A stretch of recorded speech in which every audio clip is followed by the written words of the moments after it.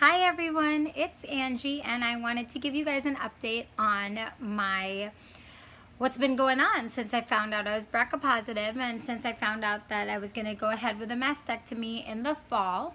And as you all know, I got diagnosed in November of 2016, so it's been a little bit of a roller coaster since then.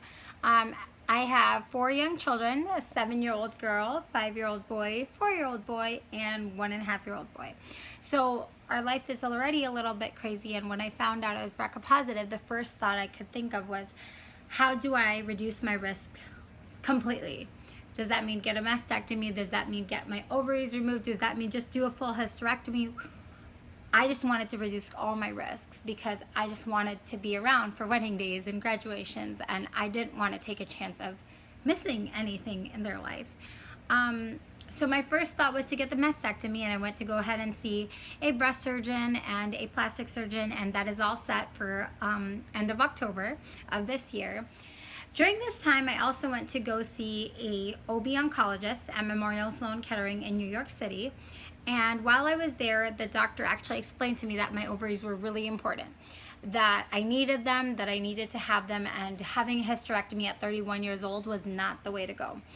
And I left there and I felt strong and I felt powerful, and I knew that that was probably the best decision.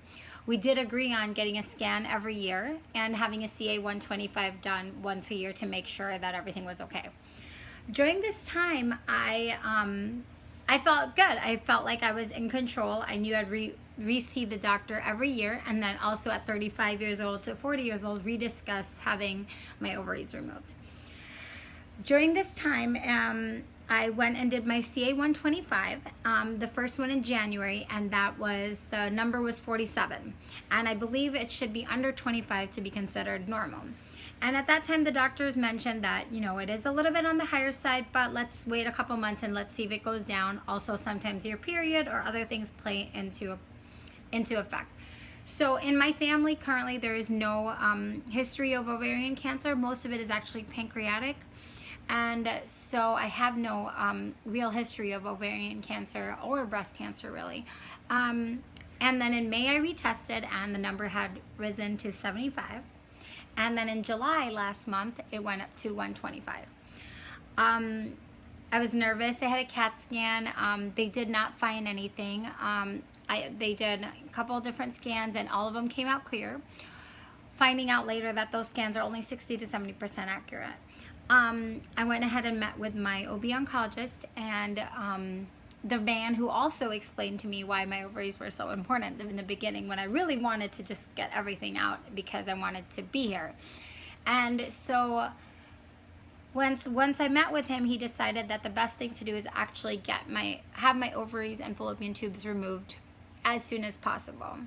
So my date is actually set for August 23rd, which is actually in 2 days, which is why I wanted to get this video out so that I could document what happens after, because I'm having a really hard time finding women who are 31s who've had their who's had their ovaries removed and the fallopian tubes removed, and how do they feel after? Are they okay? Do they have to go on hormone therapy? And I'm having a really hard time getting information.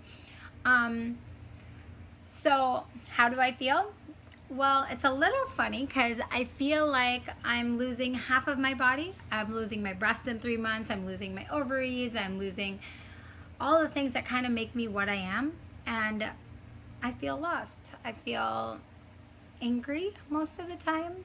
I'm frustrated that people get to plan their lives and they get to do fun stuff, and they don't have to worry about what their CA 125 is, and if BRCA is coming for them soon, or if they're going to get breast cancer tomorrow, or what their next doctor's appointment is, because I've just had so many of them in the past year, and it's been crazy, and I just feel like I've lost a part of who I am. I've lost the feeling of being comfortable in this moment because I'm so afraid of what's going to happen in the future. And while in a weird way, I feel like I'm fighting for my life. Like, I'm fighting just to be here. I'm fighting to find ways to be around while I get to see everyone else plan just vacations and things that are fun. And no one gets it. And no one really understands what it feels like for me. And no one understands what it feels like when I hold my 15-month-old and walk around my home and I feel unsure or unsafe or just I just want to be around for him. And I just want to guarantee him that I'm going to be there for his high school graduation and for his weddings. And I know nobody can make those guarantees. And I know that life, anything can happen tomorrow. I know all those things. It just still somehow feels unfair. And I don't know. It's hard to hold my kids and pray to be here and pray that, you know, all these things are, you know, it's good that I found out all these things, and it's good that I'm taking action, and I just pray that everything's going to be okay. It sounds crazy because I'm grateful. I'm grateful that I have the knowledge that I have. I'm grateful I know I'm BRCA positive. I'm grateful that I'm able to make decisions now that will help me. I'm glad I'm able to take preventative measures. I'm aware that people have it worse. I'm aware that there are people who have things harder than I am, and so it's hard, and I'm aware that some of my feelings are crazy, and I'm aware that I'm blessed, and I'm aware that I have children. I'm aware that if I didn't and I had to make these decisions, it would be harder. For some reason, it's just the roller coaster of being BRCA positive. It's the roller coaster of going through ups, downs, around and around, and knowing that you're lucky because you can take action, but still feeling like you're fighting every day for something that you don't even know is coming. And I've just been having a really hard time with that. I've been having a really hard time watching people I love just go on with their lives, and they don't understand, and no one understands, and it's so hard for me. I'm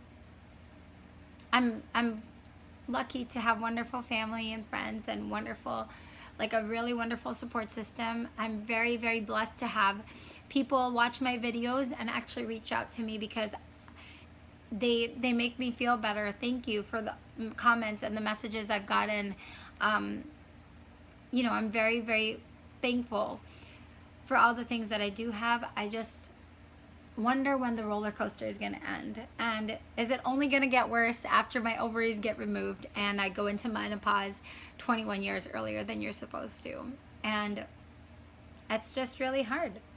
The only thing I can do is document what happens so that other women who go through this know what to expect. At 31 years old, we don't plan to have a hysterectomy, or we'll lose our ovaries or fallopian tubes, or lose our breasts, lose all the things that make us women or make us feel like we are who we are.